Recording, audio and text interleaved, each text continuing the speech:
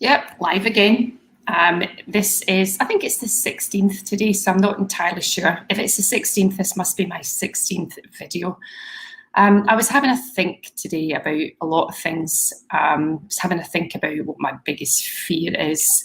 I was having a think as well about me, and I consider myself to be a very, very lucky individual. And I was wondering why I found myself to be so lucky. And I realised that I found a way of managing my feelings and my emotions at a very, very, very, very early stage. And I don't think I really realised what it was until I was an awful lot older. So I have a tendency to go into a very, very black place. And I talk about this on a regular basis. As a young child, and I do mean a young child, as a very, very young person, I regularly wanted to end my life, and there were quite a lot of attempts as well.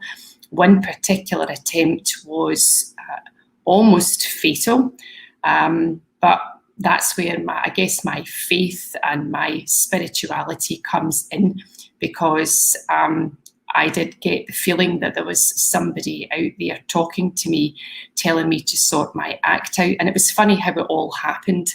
And I don't mind talking about it. I'm here, and I've said I don't care who's watching me. I'm not doing this for likes. I'm doing this for my own personal development.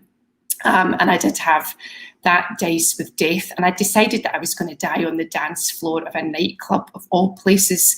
So I got myself all sorted. I went down to the nightclub, as you do, and the steward on the door decided that he was not going to let me in because he said that I looked like I was on drugs, and I probably was, if you want me to be perfectly honest about it, given what I had taken.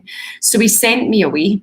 And I got outside, and I remember standing outside, and it was dark, and I'm looking at the sky, and it's as if something says to me, "Woman, there is so much more in life for you now. This has got to stop." And I took myself to hospital. Anyway, as you can see, I'm still here, X number of years later. And, you know, round about that time, something just told me that I needed to go to the gym, that I needed to train. And I had known this because I was about 15 years old when my mum first took me to the gym.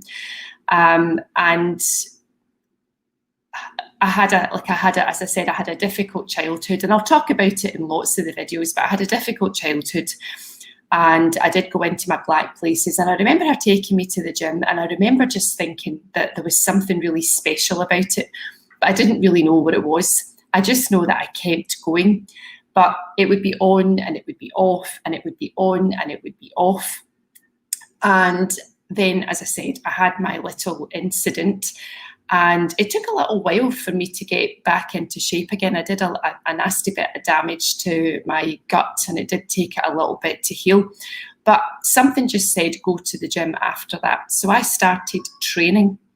And that doesn't mean that I was training myself, killing myself. I was going to the gym, and I was using the gym as my space to be by myself, to think, to get the endorphins. So as I was training, I was feeling as if I had some kind of happy pill inside me.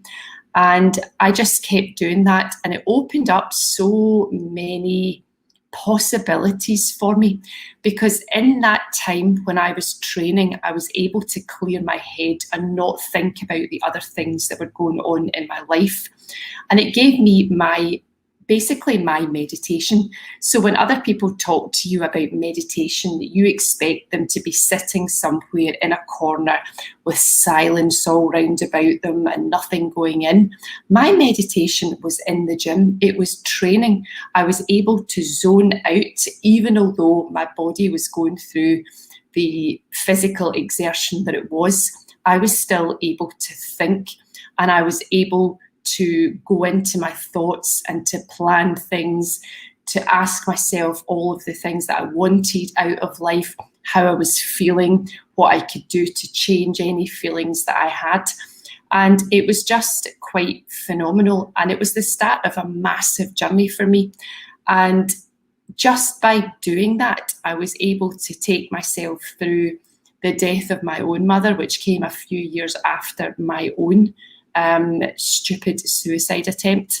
And I am going to call it a stupid one because I had so much to live for. And I know that now. And had I been successful, I dread to think what I would have missed out on in life. And that's the message that I put out there to so many people who are in that place. Obviously, I am not saying that you do this instead of medication or whatever else. What I'm saying is that you can put yourself into a happy place. When you allow yourself to go into that spiral, it's so easy. I mean, imagine yourself on a slide. When you start going down that slide, it's so difficult to stop yourself. But if you don't allow yourself to go down that slide in the first place by keeping yourself in a healthy state, and I consider exercise to be a healthy state because of the fact that you're taking yourself away from what's in your mind and you're switching it up into your body. It's difficult to explain, but you think about it. Go do some really hard exercise just now and try and think about something else horrible at the same time. It's difficult. The only thing that you're thinking about is, I really want this exercise to finish. I really need this exercise to finish. This is really difficult.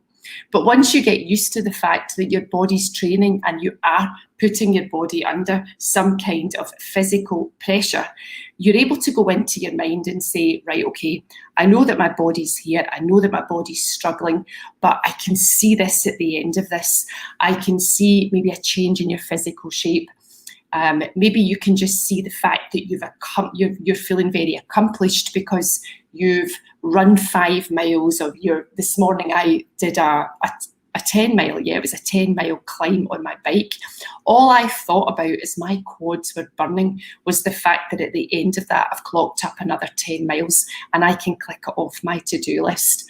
So I guess what I'm talking about today is, I don't know, I don't even remember what I put up on the title. My biggest fear, I'll talk about my biggest fear in a minute. My biggest fear is not the death part of things and what I was talking about earlier on. My biggest fear is the fact that I will die not accomplishing all of the things that I want to accomplish in life. And how sad would it have been if I had allowed myself to go down that nasty old spiral just because I wasn't in a strong mental place. So that's my biggest fear. My biggest fear is that I won't live to accomplish all of my goals, that I won't feel absolutely fulfilled. And I'm going to try my hardest to make sure that I am absolutely fulfilled. And to be able to do that, I know that I need to stay in a positive place. For me, that doesn't mean jumping up and down all the time, going, hey, life is great, I'm the happiest person ever. It just means that I'm keeping myself in that very healthy state. And that doesn't mean that I'm going vegan or vegetarian or anything else along those lines. It just means that I'm not filling up my body with alcohol. I'm not filling up my body with sugar.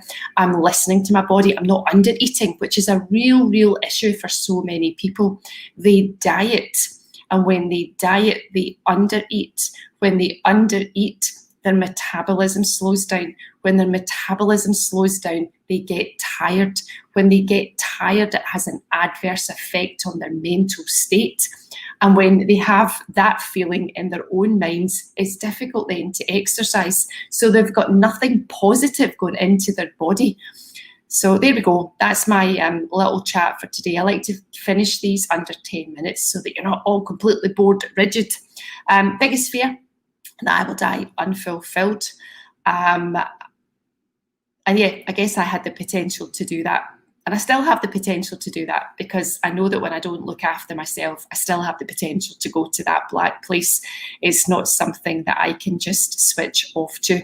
So I keep myself fit. I keep myself healthy. I drink lots of water. I eat a healthy diet. I do indulge. I do enjoy my chocolate and whatever else. I'm not going to punish myself, and I don't think that anyone should punish themselves. But if you keep yourself in a healthy state, both mentally and physically, then you shouldn't have any fears because you're always going to be able to deal with whatever comes your way. And I'm gone. That's 10 minutes. Bye-bye.